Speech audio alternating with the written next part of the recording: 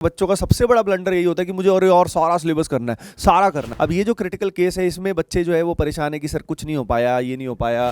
पाप किए होते हैं बहुत सारे कि सर जो भी मैं किसी की लड़की के चक्कर में चला गया था। बोर्ड के एग्जाम में 35% मार्क्स आते हैं। मॉक टेस्ट भी दे और उसको एनालाइज कर। ओवर थिंकिंग का समय देना ही नहीं खुद को, हम मिलके मचाएंगे। Hello everyone, hello dear students, welcome to ATP star. बच्चों, एग्जाम नज़दीक आ रहा है और आज के इस वीडियो में मैं अकेला नहीं हूँ, मेरे साथ निमिष सर भी है और हम दोनों मिलके, निमिष सर आइए, तो हम लोग मिलके आप सबको गाइड करने वाले हैं। आप सभी जानते हो कि निमिष सर मेरे ही आईआईटी रुड़की के जूनियर हैं, राइट? और वैसे आपके हिसाब से बहुत सीनियर फैकल्टी है। He is like more than 10 years experience इनका है। आई थिंक 15 ईयर्स का एक्सपीरियंस है सर का। तो भाई बहुत बहुत मज़ा आने वाला है। आज आपकी सारी प्रॉब्लम्स का सोल्यूशन हम निकालने वाले हैं। सर का आपने मैथमेटिक्स का वीडियो तो आई थिंक देख ही लिया होगा। और देखिए अब शुरू करने वाले हैं हम सर आज की कहानी। तो बच्चों देखो यार, बात ऐसी है कि बचे हुए जो भी दिन अपने पास हैं उन दिनों में प्राइमरीली सबसे ज़रूरी चीज़ जो है ना वो है आपका कॉन्फिडेंस, आपका मोटिवेशन हाई रखना। पहले हम इस बारे में बात करेंगे कि भाई इस समय मोटिवेशन जो है बच्चे का वो हाई कैसे रखा जाए, कैसे उसको मोटिवेटेड रहना है, कैसे कॉन्फिडेंस हाई रखना है। तो बच्चों सबसे पहले अपन स्टार्ट करते हैं, जैसे कि हम बात भी करेंगे और साथ साथ यहाँ पे कुछ सिनेरियोज भी चल रहे होंगे बैकग्राउंड में, जैसे कि आप देख रहे हो। तो ये जो बैकग्राउंड है ये एक बहुत ही अमेजिंग कॉलेज का है जो आप देख सकते हो। ये अमेजिंग कॉलेज कौन सा है? ये है आईआईटी मद्रास। आईआईटी मद्रास के अलावा आईआईटी रुड़की, आईआईटी बॉम्बे और भी बहुत सारी इसमें लाइक जो लाइफ्स है ना, वहाँ की जो लाइफ होती है वो यहाँ पे एक झलक दिखा रखी है। सबसे बड़ी बात ये है बच्चों, आप ये लाइफ जीना चाहते हो ना, आप टॉप आईआईटीज़ में जाना चाहते हो या कई बच्चे टॉप एनआईटीज़ में भी जाना चाहते हैं, ट्रिपल आईटीज़ में भी जाना चाहते हैं, तो यार ये लाइफ जीना अगर अपने को है तो यानी हमें जान तो लगानी पड़ेगी। हमारा फोकस हटना नहीं चाहिए। ये जो बचा हुआ समय है, अगर इस समय भी आप जान लगा देते हो पूरी और पहले अटेम्प्ट में अच्छा कर लेते हो तो फिर आप एडवांस्ड की तैयारी भी बहुत अच्छे से कर सकते हो।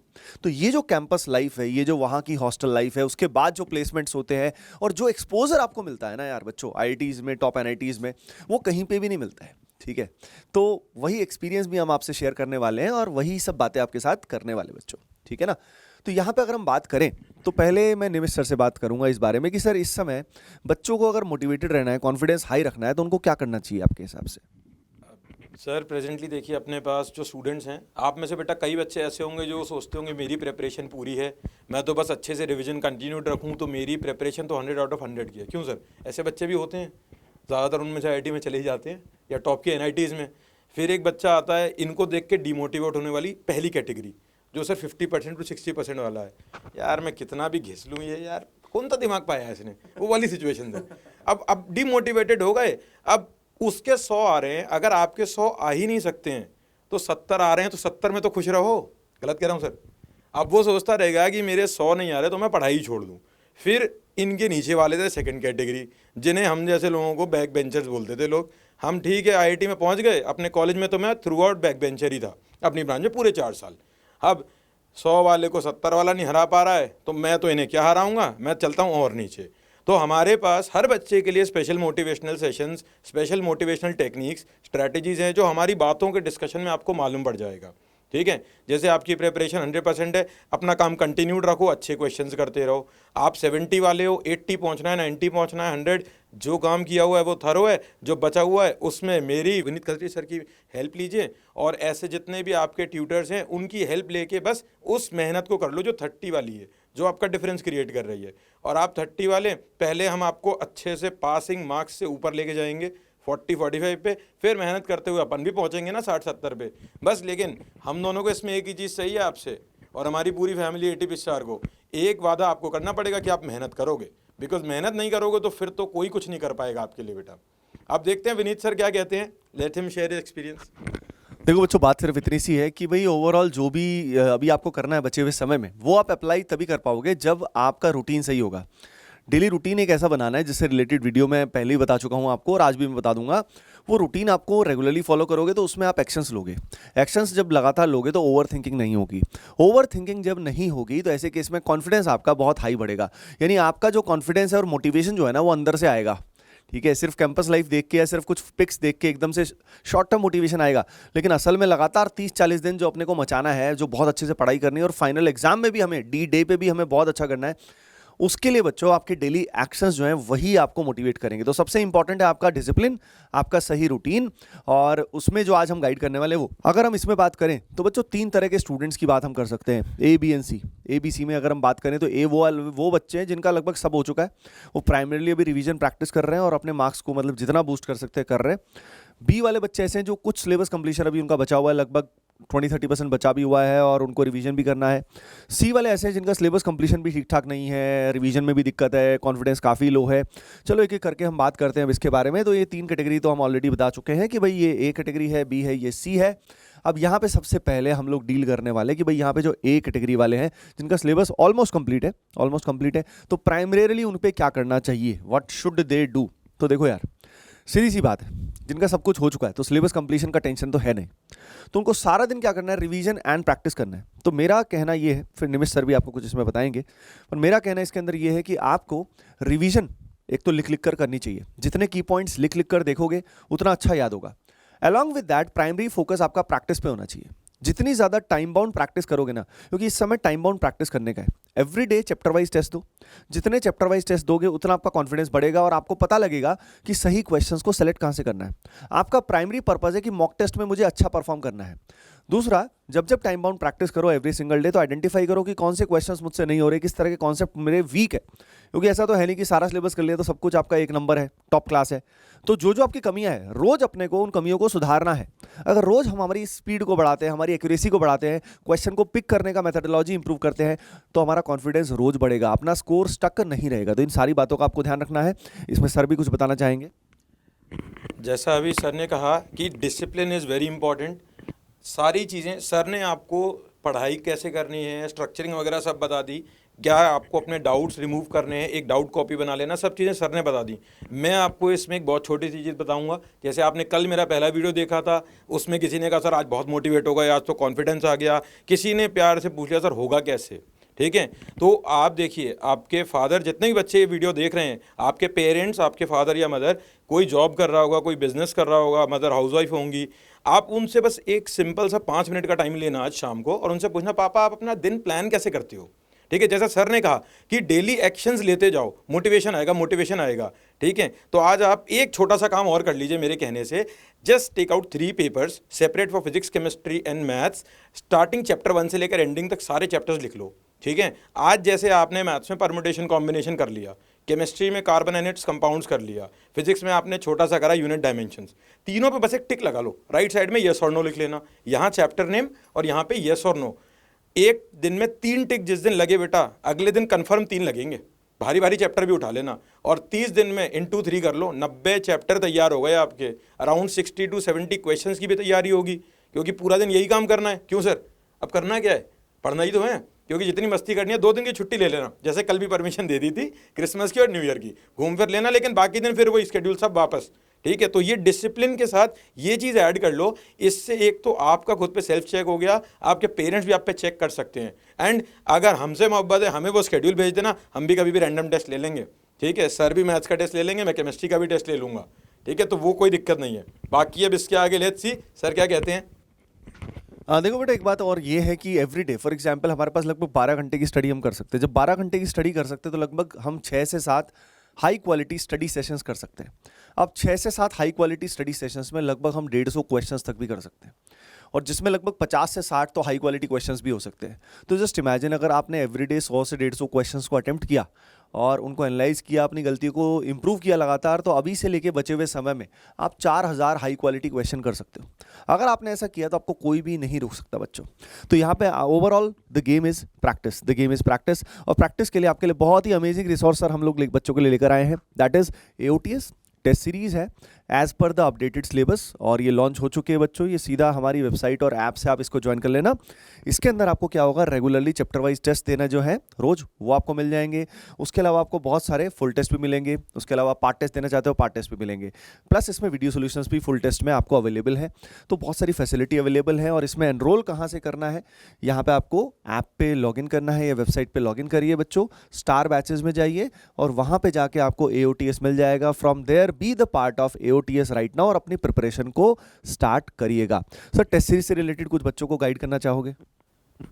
बहुत से बच्चे सर ये सोचते हैं जैसे इसकी टेस्ट सीरीज भी ले लूँ, उसकी भी ले लूँ, 3-4 टेस्ट सीरीज ले ली। अब किसी का क्लैश हो गया, टेस्ट क्लैश हो गया तो क्या करेंगे? एक तो मिस होगा। आप देखिए simple, just take 1 test series, ठीक है? आप वो टेस्ट सीरीज लीजिए जहाँ पे इंस्टीट्यूट के टीचर्स आपसे कनेक्टेड रहेंगे डाउट सॉल्विंग के टाइम। वीडियो सोल्यूशंस तो सब जगह मिल ही रहे हैं। हमारे यहाँ पे सिस्टम, यही तो डिफरेंस है सर अपने यहाँ। देखिए सर, होता क्या, बच्चा किसका भूखा है? प्यार का भूखा और केयर का भूखा, ठीक है? प्यार आप सब्जेक्ट से कर लो, केयर हम आपकी कर लेंगे। आपके पास सबसे बड़ा जो बेनिफिट मिलेगा आपको ATP स्टार की टेस्ट सीरीज में, टेस्ट हो गया, रिजल्ट आ गया, रैंक मिल गई, सोल्यूशन मिल गया, ये सब जगह हो रहा है। हम ये काम नहीं करते हैं। हमारा काम इससे एक स्टेप आगे और है। आपको दिक्कत आ रही है उन डाउट्स में, तो हम आपके लिए अवेलेबल भी हैं। बिकॉज अब ये वो लास्ट 30 दिन है जहाँ पे आपकी परफॉर्मेंस बिल्कुल जब बेस्ट टू बेस्ट चाहिए हमें। तो छोटी छोटी जो आपकी गलतियां हो रही हैं, मुझसे सर ये क्वेश्चन पता नहीं होता ही नहीं है, हम 5 क्वेश्चन भेज देंगे ना फटाफट, वैसे एक पहले समझाएंगे आपको अच्छे से और 5 क्वेश्चन वो आपको भेज देंगे स्पेसिफिकली उसी आर्टिकल के। कैसे नहीं मजबूत होगा आर्टिकल? क्योंकि मचाने की जब कसम खा लिए तो मचाएंगे ही। तो बिल्कुल बच्चों, यहाँ पे AOTS के अंदर आपको गाइडेंस सेशंस भी मिलने वाले हैं, जैसे कि सर ने बताया। तो वही एक खास बात है, सिर्फ टेस्ट लेने से और उससे काम नहीं चलता। टेस्ट तो बहुत ही रेलेवेंट एंड कॉम्प्रिहेंसिव है ही। अलॉन्ग विद दैट आपको गाइडेंस भी हमारी टीम से लगातार मिलती रहेगी इस पूरे प्रोसेस में। बच्चों, अब इसके अलावा टाइप B वाले बच्चे हैं जिसका सिलेबस जो है वो 50-60% हो रखा है। अब बात ऐसी है कि देखो, अगर 50% सिलेबस है तो अभी 100% करने के चक्कर में फंस मत जाना। क्योंकि कई बार क्या होता है कि बचा हुआ सर बच्चे सिलेबस करते रहते और सब कुछ हाथ से निकल जाते हैं, यानी उनको स्ट्रॉन्ग नहीं कर पाते।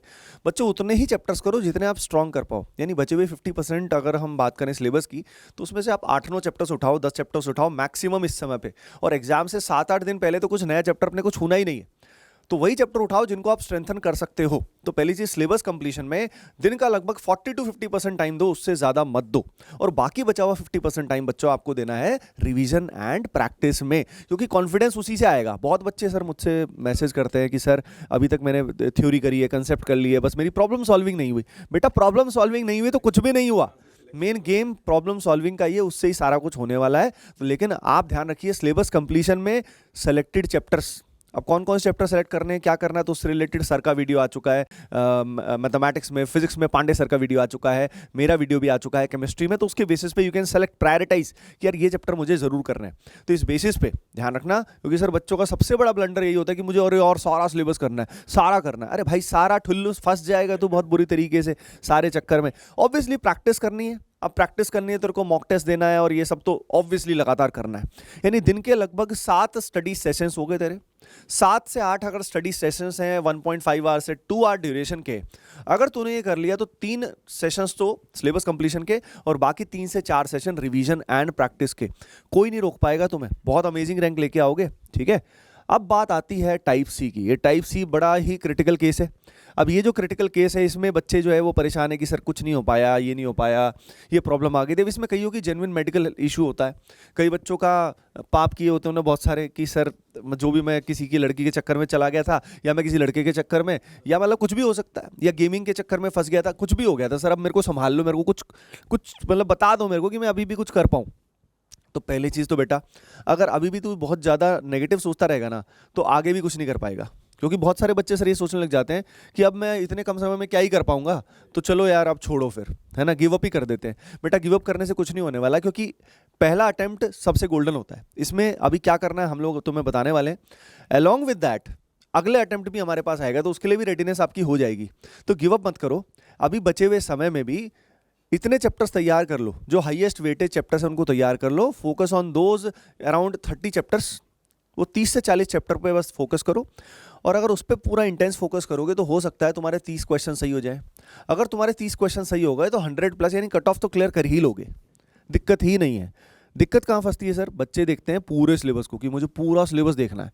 अरे भाई, पूरा तेरे से हो रहा है क्या? पूरा अभी नहीं हो रहा ना, तो बी प्रैक्टिकल। 30 से 40 चैप्टर्स पे ध्यान देना है, बस उतना तो कर लोगे ना यार।